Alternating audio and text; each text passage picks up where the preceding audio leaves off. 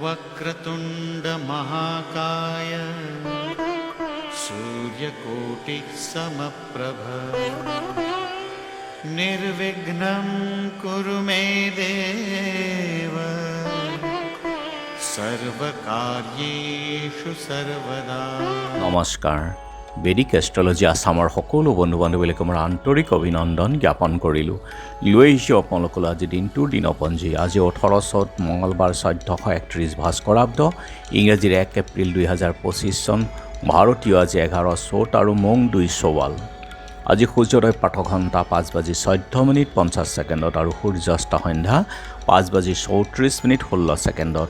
ব্ৰহ্মমুহূৰ্ত ঠিক সূৰ্যোদয়ৰ 48 পূৰ্বৰ সময়খিনি যোগ সাধনা, জপ তপ, বীজমন্ত্ৰৰ সাধনাৰ কাৰণে অতি উত্তম সময়।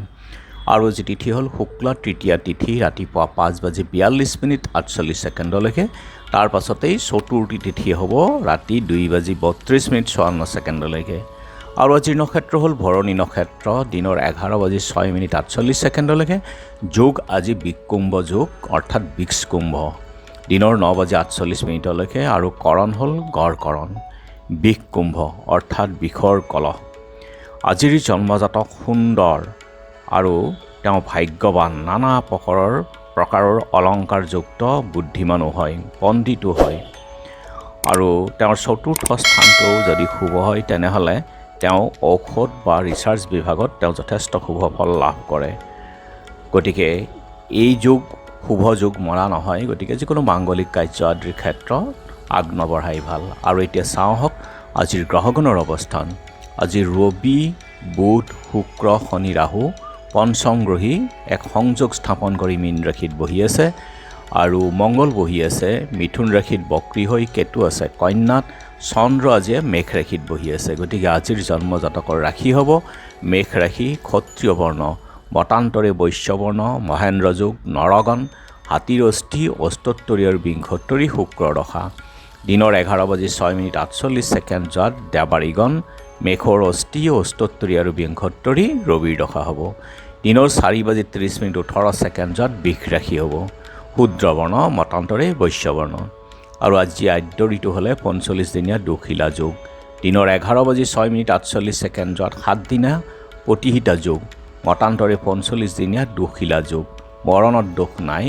দিনৰ 11:06:48 দুইপাত, যাত্ৰা নাই, দেহ স্পৰ্শাদি দোষ আছে। আৰু যিহেতু আজি মঙলবাৰ, কোনো যাত্ৰাত যদি আপোনালোকৰ যাব লগা হয় তেনেহ'লে মুখত অকণমান গুড় আৰু যাত্ৰা মংগলৰ এই মন্ত্ৰটো এবাৰ জপ কৰক, সোঁ ভৰিখন দি আগবাঢ়ি ওলাই যাওক, আপোনালোকৰ যাত্ৰা শুভ হ'ব। আজি শুভ কৰ্ম নাই। খাদ্যত আজি পটল আৰু ৰাতিপুৱা 5:42:48 মূলা আৰু ৰাতি 2:32:54 বেল খোৱা নিষেধ। যোগিনী আজি অগ্নিকোণত আৰু ৰাতিপুৱা 5:42:48 নৰিত্ৰ কোণত, ৰাতি 2:32:54 দক্ষিণে।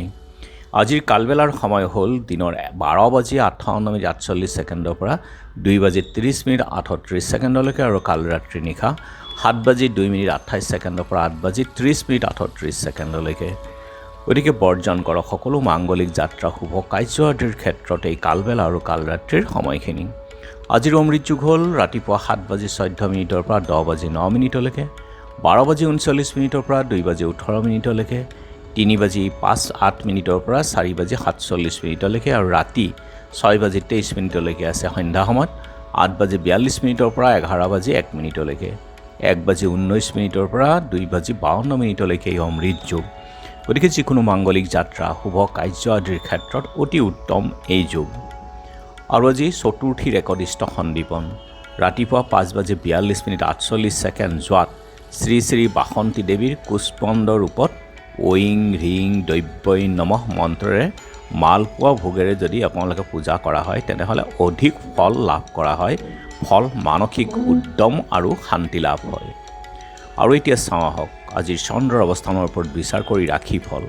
মেঘ কৰ্মত বিশৃংখলতা, বৃষ ভয়ৰ সঞ্চাৰ, মিথুন গৃহ বিবাদৰ ভয়, নিজক সংযম কৰি ৰাখক।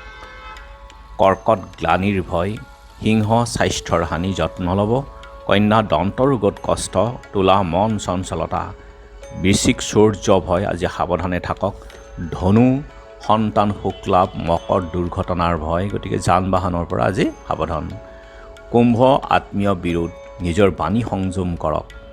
মীন অৰ্থৰ ক্ষতি, গতিকে বন্ধু বান্ধৱীসকল এয়া আছিল আজি দিনটোৰ দিনপঞ্জী। ধন্যবাদ।